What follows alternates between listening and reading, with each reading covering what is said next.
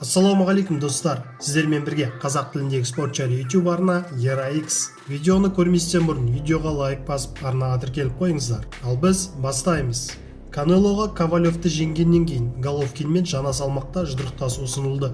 Мексикалық 4-ші дивизионды бағындырды. The Athletic инсайдері Майк Коппинджер мексикалық Сауль Канело Альварес және қазақстандық Геннадий Головкин арасында 3-ші жекпе-жек ұйымдастыруды ұсынды. Альварес Головкинді ұнатпайтындықтан ұзақ уақыт жұдырықтасудан бас тартып келді. Канело бәрін өз бақылауында ұстайтынын дәлелдегісі келеді. Енді ол жартылай ауыр салмақта чемпион болғандықтан Головкинмен неге 168 фунтта жұдырықтаспасқа? Головкин қарымтаға мүмкіндік алады, ал Канело өз үстемдігін дәлелдейді деп жазыпты инсайдер Twitter желісінде. Головкинмен трилогия үшін Канело Ковалевтен тартып алған WBO белбеуінен бас тартады. Бұл туралы боксшының командасы мәлімдеді. 4 салмақта әлем чемпионы атанған мексикалық Сауль Канело Альварес ресейлік Сергей Ковалевпен жекпе-жекте жеңіп алған жартылай ауыр салмақта WBO белбеуінен бас тартады. Сауль орта салмаққа оралады деп келтіреді боксшы командасы. Бұл дивизионда мексикалықта WBA супер және WBS франчайз титулдары бар. Ал орта салмақта Канелодан IBF және IBO белбеулеріне ие қазақстандық Геннадий Головкинмен 3-ші рет жұдырықтасуын күтеді. Трилогия қыркүйекте өтеді деп болжалған еді. Алайда Альварес Ковалевпен жекпе-жекті таңдады. Залдағы барлық көрерменге алғыс айтамын. Бұл карьерамдағы кезекті қадам. Бұл менің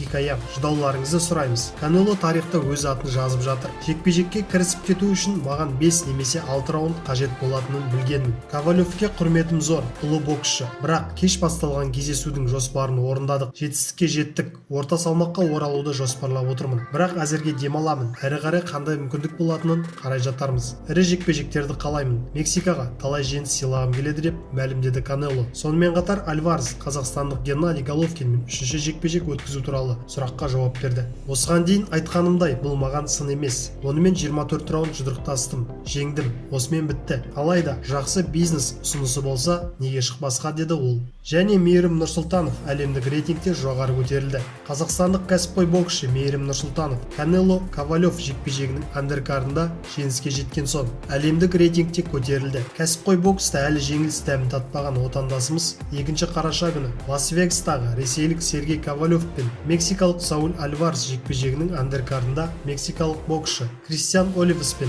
қолғап түйістіріп, төрешілердің шешімімен жеңіске жетті. Осы жеңістен соң Мейірім Нұрсұлтанов BoxRec рейтингінде бір сатыға көтеріліп 69-ші орынға тұрақтады. Айта кетейік, бұған дейін Нұрсұлтанов Челябинск қаласында өткен бокс кешінде ресейлік боксшы Артур Осиповты жеңген болатын. Сіздермен бірге болған қазақ тіліндегі спорт жайлы YouTube арна ERA-X. Арнаға жазылуды ұмытпаңыздар. Күн сайын жаңа видеолар біздің арнаға шығып отырады. Ал мен сіздермен қоштаспаймын. Келесі кездескенше.